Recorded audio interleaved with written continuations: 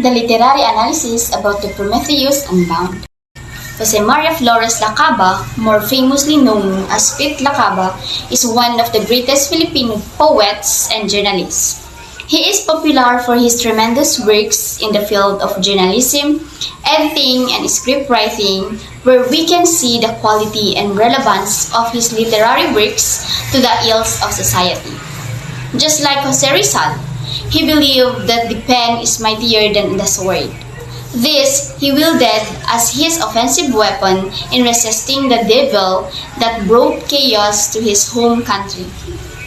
In this paper, I will briefly discuss some significant conditions in Lacaba's life that caused him to write the acrostic poem, Prometheus Unbound. In line with this, let us investigate how Prometheus Unbound mirror the author's political, social, and ideology on revolution during the Marcos era. It was published on February 21, 1996. In the Manila Times is a column by Lacaba that talks about the torture he went through under the Marcos regime. What's it like to be tortured by your own government? An initial question was raised at the beginning of the article. It all started when a class suit was aimed to be filed against the Marcoses.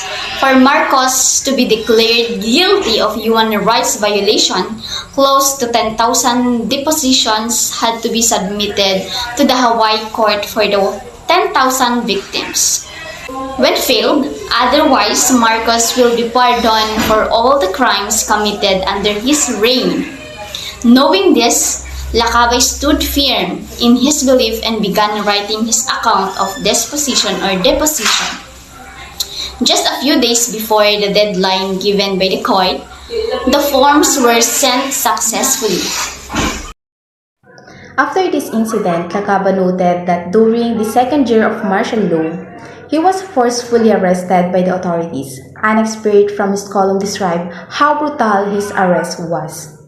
As soon as I opened the door, the first man who came shoved the barrel of his rifle into my stomach. Then somebody spun me around and forced me to lie, face down on the floor. In that position, I was stepped on, kicked in the ribs, hit in the back, and on the back of head with rifle butts. This was just the beginning of his agonizing experience, because shortly after he was brought forth to the camp Kremlin. For further interrogation, he painfully underwent torture from the iron hands of the lieutenants, officers, and interrogators who are the cores of the puppets of that tyrant Marcos. He had been made a punching bag and launching stock for a long time. He obtained kicks on his stomach, punches on his face, slap on his nape, and other means of torture which left his body covered with bruises. Unsatisfied officers went as far as involving his family in the matter, but he remained loyal to his country. Lacaba further describes the painful memories he had during his captivity. In the first 6 months of detention, I was made to wash cars and clean the enlisted men's incredibly filthy latrines. Halfway through my detention, I experienced a recurrence of the pulmonary tuberculosis of which I had already been cured before martial law. I had to be confined for about a month at the Quezon Institute. 3 shifts of prison guards kept me company. Considering this Philippines a darkest era, The Prometheus Unbound by Jose F. Lacaba, in his pen name Ruben Cuevas, arrived into a phenomenal existence.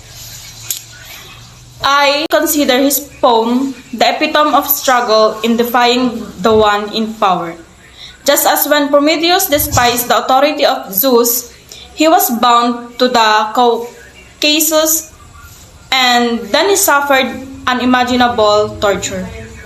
Taking into consideration the context where Lacaba wrote the poem, it is undeniably obvious that Prometheus is the allegory of those people who suffered so greatly during martial law, including Lakaba himself. Hence, Zeus depicts Marcos, who is inherently evil and would do anything for power. Furthermore, how Prometheus had been tortured is diabolical, as can be derived from the poem. A vulture, which is guileless carnivorous animal, is being sent each day to feast upon his organ. During the night, it regenerates. So in the morning, new torment begins. So this is what you get when you challenge the authority who holds the power. A message not only for Prometheus, but especially a message to silence the Triton and the journalists, activists, and the other oppositions during Marcus' reign. But despite the martyrdom, people did not stop and rested their case. Many chose to spot the path of martyrs rather than bow to the dictator. Analyzing the poem's structure, features of classical literary patterns can be observed. It is composed of four lyrical stanzas, and each of the stanzas comprises sextets or 6 lines. Also, each stanza has a rhyme scheme of AA, BB, CC, such as in stanza 2, wherein the end words are fire or ire, rock, mock, and breath, death. Additionally, the use of caesura can be noticed between the lines in the form of comma and period. As it states here that Organs steers the vulture, retreats from the hard, pure. As for the initial letters of each line, acrostic exists. When viewed downward, it reads as Marcus Hitler Dictator Tuta. At the end of the day, Prometheus finally regained his freedom when Heracles killed the vulture and destroyed the chains that had been binding him for years. Likewise, the Philippines was eventually liberated from Marcos' dictatorship. Hence, from Prometheus bound to Prometheus unbound.